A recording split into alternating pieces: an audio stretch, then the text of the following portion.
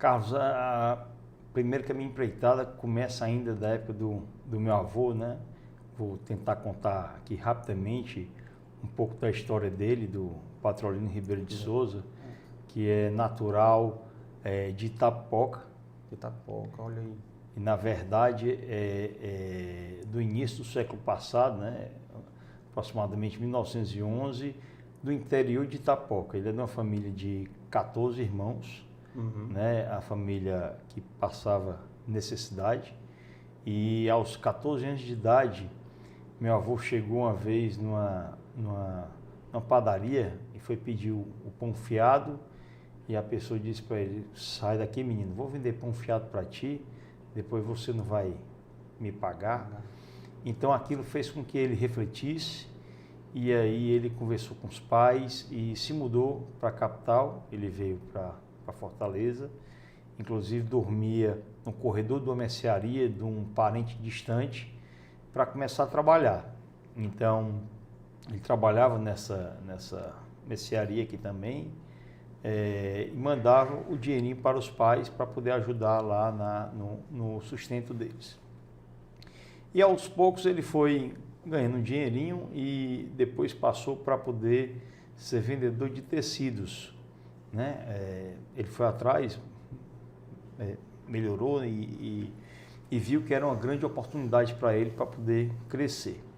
Depois ele viu que ele poderia trabalhar para a mesma empresa que ele trabalhava, só que sendo caixeiro viajante. Então ele fez uma proposta que na época não era tão comum, que era ganhar pelo volume que ele vendia, né? que é a comissão.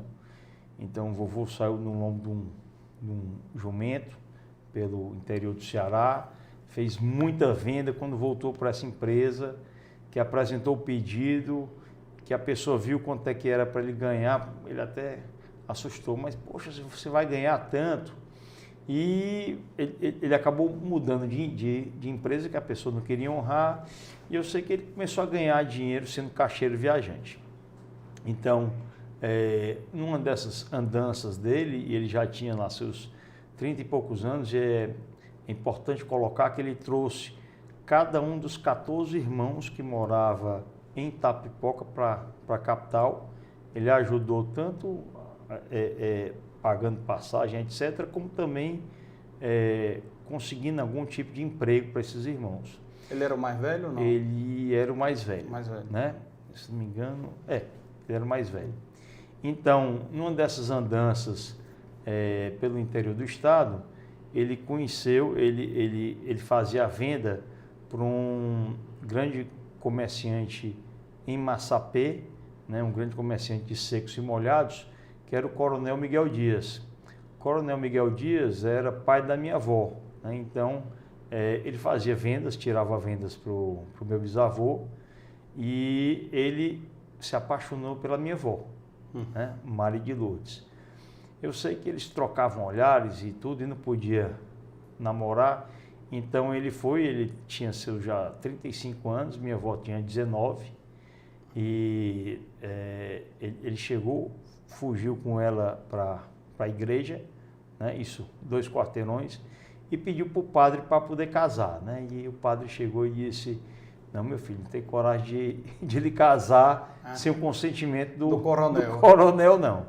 Então depois o vovô pediu a mão da minha avó em casamento, né? A minha bisavó alertou a ela: olha, minha filha, você vai casar com uma pessoa que passa necessidade, pobre, tem algum dinheirinho, mas você não vai ter o conforto que você tem aqui em casa.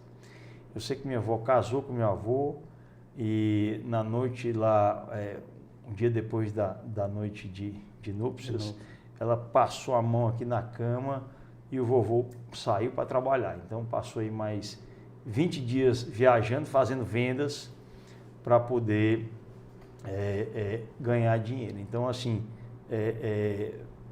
essa história empreendedora já vem desde o meu avô, né? Depois disso, ele convenceu o sogro dele a abrir um pequeno armazém aqui na capital. Acabou abrindo o armazém Ouro Branco, que vendia tecidos, e depois abriu o armazém Ouro Preto. E com isso ele começou a ganhar dinheiro, tanto ele como o sogro, né? O sogro era sócio dele, então ele fez fortuna com tecidos. Depois ele teve a ideia de começar a investir no mercado imobiliário, comprando alguns glebas de terra. E assim, é impressionante, Carlos, como mesmo ele só tendo até a 4ª série, ele gostava de estudar muito. Ele, depois de velho, contratou, ele tinha um professor de português particular para poder dar aula para ele. Ele lia Machado de Assis. Então, assim, ele gostava muito de se cercar das boas pessoas para poder orientá-lo, né? Então, ele comprou algum espaço de terreno. Isso aí nós estamos falando agora já da década de 60, né? Então, ele comprou terrenos ali onde hoje tem o Canal 10, a TV Cidade, o Colégio Santo Inácio, e a cidade só ia até a Carlos Vasconcelos. Então ele fez loteamento e ele identificou que ele queria levar alguns equipamentos para lá. Então um deles que ele foi atrás do Colégio Cristo Rei, que é o atual Colégio Santo Inácio, e foi atrás das freirinhas para fazer o Colégio Santa Cecília. Então aqueles terrenos foram doados por ele, né? E na hora que ele doou e que o pessoal começou a construir, então valorizava todo a região, o loteamento. Né? Ele é bem esperto, né? Assim, pensado, né? Também. Isso. Total. E também ele fez uma outra experiência dessa, né? Lá onde hoje é o Guararapes, né? Ele soube que seu Edson Queiroz iria fazer a Universidade de Fortaleza, só que o seu Edson tinha diversos terrenos lá na Francisco Sá, vizinho onde era a Esmaltec, né? Então, ele soube, né, porque ele queria fazer uma universidade particular para concorrer com a Universidade Federal do Ceará. Então, o vovô, quando soube disso, conseguiu falar com o seu Edson, né? Edson, eu estou sabendo que você vai fazer uma universidade e eu tenho aqui um terreno aqui para você. E aí o senhor disse, não, patrão, eu não quero comprar um terreno, eu já tenho. Eu disse, não, eu queria lhe mostrar. E mostrou onde hoje é o terreno da Unifor, é onde tem um platôzão, né, o terreno mais lindo aqui daquela região. E quando o Edson foi lá e olhou e disse, rapaz, Patronino, eu gostei. Quanto é? Ele disse, Edson, você precisa de quantos hectares? Eu preciso de uns 8. Ele disse, não, esses terrenos são seus, você pode fazer sua universidade.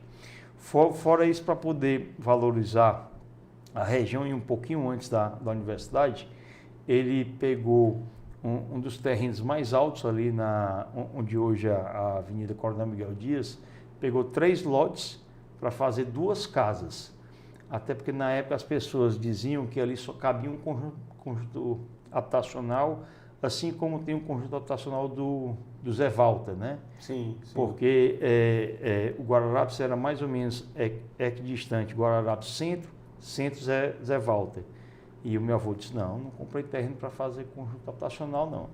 Vamos fazer aqui 2 boas mansões, né? As pessoas, poxa, você vai fazer e não vai vender. Se não vender, eu fico para mim. Fez, vendeu e ele mostrou qual era o padrão da região. Então isso aí corre no sangue da gente. O padrão, né? Ele criou o padrão aqui para a região. Legal. Então assim, ele sempre fez acontecer.